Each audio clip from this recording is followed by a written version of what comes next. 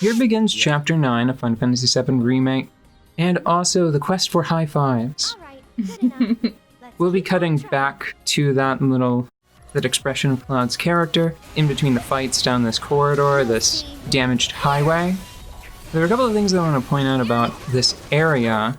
First, by my reckoning, I think that this is the first zone in the game that has enemies that are weak to each of the principal elements in close proximity. There are robots that are weak to lightning, creatures, in this case, flying seahorses.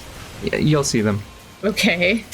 They are weak to ice, there are bandits that are weak to fire, and there are a few drakes that are weak to wind. Mm-hmm. That's interesting. What does that do to your materia setups? Nothing good. I mean, it figures. You'll notice Cloud has an unusually thin sword. Yeah. That is functionally a magic wand for him. It has caster stats. So that's the main thing it does, is it forces me to build Cloud and Aerith very similarly. They have the elements divided between them, you see. They each have two. Okay. So do you have to like stop and change your materia setup at any point, or did you just set up Cloud with his sword wand so that you wouldn't have to switch? Yeah. And that I don't know what to say about it, because I said a lot of negative things earlier in the commentary about the materia setup and how long it takes, but that is like the metagame. Mm-hmm. I don't think I would miss it if it weren't there. Because really what the challenge was, sort of like a memory test and a preparation test. Mm-hmm. Do you remember what's down this corridor? And I thought, okay, there are robots, bandits, flying seahorses, whirling seahorses, yeah, and drakes. So that's all the elements. Do I have all of that? I do. Do I have equipment that can make effective use of all of that? I do. Okay. Then the actual execution isn't anything special. At this tunnel's midpoint, we have the introduction of the group of enemies that I believe recurs the most in the title, which is baffling, completely baffling to realize. But Beck's badasses show up, I think, more than any other group of characters. The first time I saw these guys, I looked at them and thought, who put the psychos from Borderlands in the Final Fantasy VII game? Yeah, well, we don't have to put up with them for very long. Clearly. Yeah. I do love this, though. It's a great little detail. It leads to a bit of headcanon that I have. Mm-hmm. So take note here. They didn't... It's becoming a reoccurring theme. This is a goofy thing that I want to make a serious point about. Uh-huh. I'm not doing it on purpose, I swear. They don't turn to Mako. Mm-hmm. And I'll have more to say about that later, but I just wanted to point that out. They very explicitly do not offload those models, those bodies. Yeah. Using that sort of Makoization effect. That went pretty well. Sure did. Huh?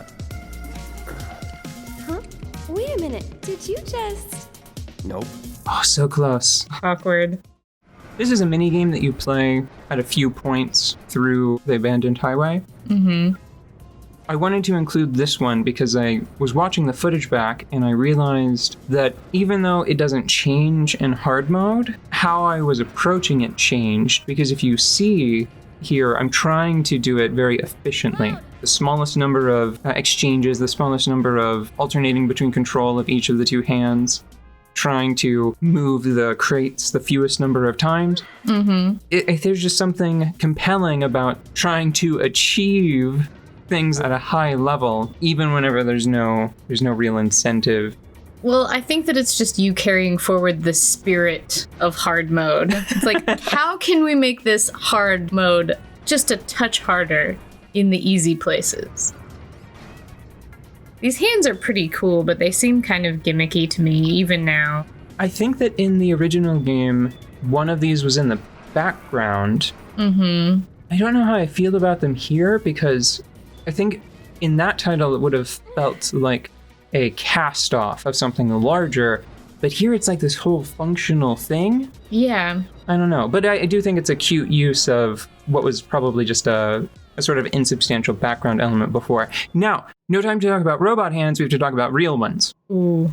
this scene at the end sort of almost justifies the hold to use function throughout the entire game. Yeah. Because the slow build, it's just fantastic. I think that it demonstrates something about his character. At least as much as going down a slide and messing around in the playground. I think that this relates to the developer's impression of Aerith. Aerith is functionally a child. And you can actually see that in several spots throughout the game with her language. Yeah. Where she'll say something, like I think at one point she falls on her butt and is like, ow, that hurt. Now it's time for another wild card. This is roughly where I fought Fat Chocobo in normal. I love him. I do too. I was trying to think of something more insightful to say, but that's all there is. Yeah, I love Fat Chocobo. I especially love that Fat Chocobo has friends. Yeah. And not just this adorable, soft little Moogle. Other friends that show up over the course of the battle. What is there to say about Fat Chocobo as a battle? There's got to be something to say, right? It has to be like fighting a whale. Yeah, well, Fat Chocobo is... I hate to be reductive like this, but essentially Fat Chocobo's a piñata. Oh. Oh, I want a Chocobo piñata now. No, I don't want a Chocobo piñata. Outside of this combat, I don't want a Chocobo piñata. Unless it's just to look at. Unless it's just like a decorative piñata. Yeah, you know, one of those piñatas you don't beat to death. It's on you.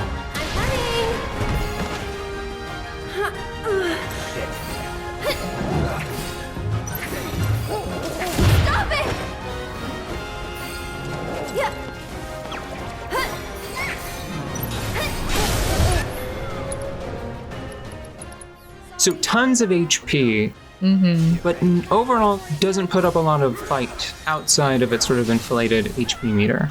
You can see that I'm really putting out a lot of damage here, and the HP meter is not moving very much at all, right? Oh, that looks dangerous. Yeah, so this is a situation where I think that it could summon Tonberry's Shades in normal mode. Yeah. But I don't think that they had their instant kill moves. Or at the very least, if they did, they didn't have the opportunity to use them. Here, I still don't know if they do because I never gave them the opportunity to use them because whenever I see a Tonberry, the survival instincts kick in. Changing subject. Over the course of this battle, you can see 2 out of 3 of what I sort of consider to be Aerith's 4 abilities. I mentioned it very briefly before. Aerith is kind of like a homemaker. Yeah. And she nest. Yeah, she's sort of like if this were a different game and it didn't need to have this aesthetic, she would be sort of like the engineer class, mechanically.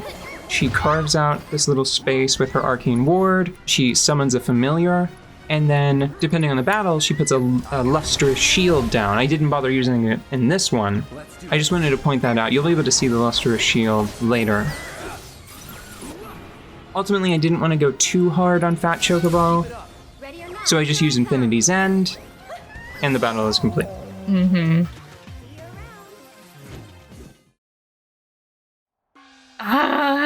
This is what you've been waiting for. The Wall Market Arena! Woo! This is my favorite. I think that it's a big part of what makes Chapter 9 so special. I mean, it's to be expected. If you have a series of something, the 9th part is usually the best one. Chapter 9 in general, it's difficult for me to talk about because it's probably my favorite part of the game. I was not terribly interested in Final Fantasy VII Remake before it was released.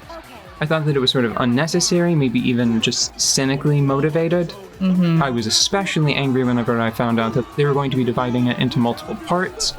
That just felt unfair to the developers, because I, as a developer, wouldn't want to spend what might wind up being like 10 years essentially copying from somebody else's homework. But when I saw what they did here with Wall Market, I realized, no, there's still room for creative expression in this project. But it's hard for me to grapple with because I am inclined to recommend this game to people kind of just because of Chapter 9, just because of Wall Market. But if you look at it, it's a horrible place. Terrible things happen here. Just outright murders are expected in the arena and are lionized. Imagine a scenario where Cloud and Aerith didn't go to participate in Corneo's bridal contest. If 2 other regular women had been there, they probably would have been molested by Corneo's henchmen. That's horrible. Yeah. And instead, it's this raucous, feel-good moment where Aerith hits somebody with a chair. Like you're watching pro wrestling. It does happen. Yeah, and that, because of who they are, it's great. And I kind of feel like that might be Final Fantasy VII Remake in a nutshell. Moving on to what's happening on the screen, though, this is another great example of one of the narrative aspects that I do want to talk about, just because it's bothering me so much. There's this inconsistency throughout the game where some characters turn into Mako, presumably returning to the Lifestream. Others are preserved. The Beastmaster in this fight is probably the best single example. Yeah. Because the Beastmaster doesn't turn into Mako, and you can speak with him in the waiting room outside the arena. His bloodhounds turn into Mako and presumably are just dead. Yeah. Now, we'll get contradictions later whenever we get to Sector 7 support pillar. Yeah. But I, for a lot of this game, operated under the narrative assumption that that was not just a technical consideration, that they did not necessarily need to offload those corpses with the Makoization effect, right? Yeah, it was just something that they were doing to push the presentation of it and let you know which lives were taken and which were not. Right. Now it's time for the return of Beck's badasses. Now with more asses. I'm going to show this battle twice. It is the difference between a general materia setup and then the second attempt is going to be a specific materia setup with a plan in mind. Okay. And I think that this is probably one of the best examples I have of what I've been talking about throughout this commentary. Yeah. Your biggest enemy in hard mode is an unwillingness to go into the menu and change your materia around. Yeah. Because if you see here, the fact that a lot of ranged attacks from basic enemies cause your characters to flinch, that is a big deal when there are this many gunmen on the field. Yeah. And I just didn't want to do it. It's Beck's badasses. I can beat them with my eyes closed. It's fine. So I had a very general materia set up, and I didn't have any particular plan in mind. And I paid the price to the tune of, I wrote it down. Could you... This fight took a couple minutes, your first attempt with the more general setup. And then the next attempt? Oh, like 40 seconds. Right. Yep. Well, how long did it take to set up the materia for the 40-second fight? Was it longer than a minute 30? Probably, maybe. You know, fighting against bandits, I don't think this group specifically, but fighting against some bandits in normal mode, it was a moment of disillusionment for me because I was playing as Tifa, and I was getting into this nice action game groove, and I was snapped out of it whenever I saw an attack, swing away, I think it's called. It's this big swing that sends your character into a knockback state. Yeah. I saw that was coming for me, so I used parry as Tifa to slide behind them. Even though they had already initiated the attack, they turned 180 degrees to hit me. What the hell? Yeah, okay, yeah. It's, I agree. You and me, we get along. We do. So this is your second attempt? Yes. And you'll see that what I do here is I offload essentially the entire fight onto Aerith. So Lustrous Shield is a very useful technique that is marred by inconsistent behavior. Sometimes it seems to repel enemies in a physical way. It will push them back. But when it will do that is inconsistent. It blocks most ranged attacks, which is, it's best use, I would say. Mm-hmm. But it sort of completes like the trifecta of Aerith's castle building tendencies. And the fight's over. Yeah, wow, that was efficient. Thank you. And here's a great point. Just the presentation of the arena is fantastic. Do you see the scoreboard back there? Yeah, that's awesome. They actually bothered to have a win-loss ratio for characters outside the party. Yeah, that's cute.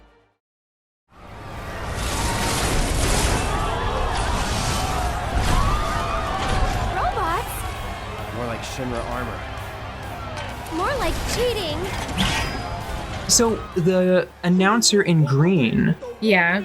he is among the henchmen that shows up to have their way with Tifa and Aerith later. And I liked that guy before that. Yeah. And it just, if you divorce yourself from like the pulse pounding music and the glossy sort of anime, very Japanese presentation style, you just realize how fiendish this place is. Fiendish is a very good word. I really have to give them credit for all of the detail that they put in here to make this place seem fun when it's full of not fun, though. I think just the wall market theme and the fact that there are subtle variations as you travel from area to area within Wall Market is a big part of it. It's such a catchy tune. What really, it impressed me in a way that made me joyful and giggly was the parade of fashionistas that are in this arena and sitting in the stands. Like, just the two. I'm like, what are you wearing? Why is there a geisha, a cowboy, and a next top model all sitting in the same stand? And then one arena MC is like shirtless and the other one is completely long sleeve vested. It's like, you have sort of like a street punk and then this sort of almost sophisticated Asian motif to the other one. Yeah. The only you know what? I should point out the cowboy, geisha, and next top model are effectively city council. I know! The only thing that really joins all of the outfits and just Wall Market together, I feel like is excess. The theme is excess, and here we have all of it. The more of something that you can do, the more it matches. It's not about following a theme or giving you a sense of place in any other way than to make everything excessive. Yeah, I agree. As I said, Chapter 9 is quite possibly the best chapter in this game. It's also one of the larger chapters. Yeah. Because of that, I think this might be the first chapter that I feel is deserving of 2 episodes. So we're gonna stop here before the big boss fight Yeah. of Chapter 9. Yeah. And we'll come back in the next episode with the rest of Wall Market. Terrible, beautiful Wall Market. Now, what are the 3 best words? Excessive, excessive, excessive, because then it's just as excessive as it could possibly get.